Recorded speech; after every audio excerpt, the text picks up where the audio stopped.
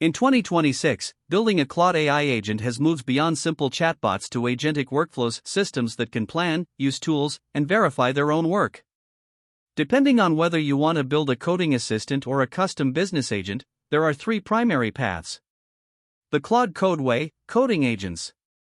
If your goal is to build an agent that lives in your terminal and manages your files, you use the Agent SDK and skills. Agent SDK, a specialized library, node.js/Python. That provides the harness for Claude to read your directory, execute terminal commands, and edit code. Skills: these are reusable reasoning patterns stored in a .claude/skills/folder.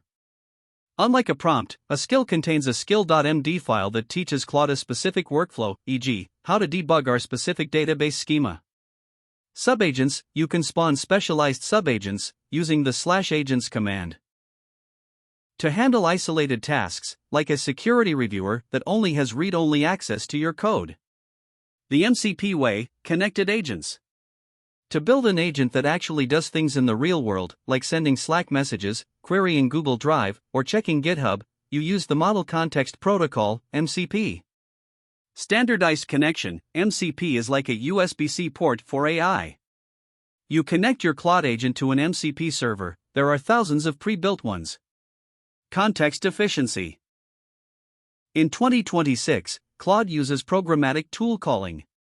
Instead of stuffing 50 tool definitions into the chat, which is expensive, Claude writes a small snippet of Python code to search for and call the exact tool it needs.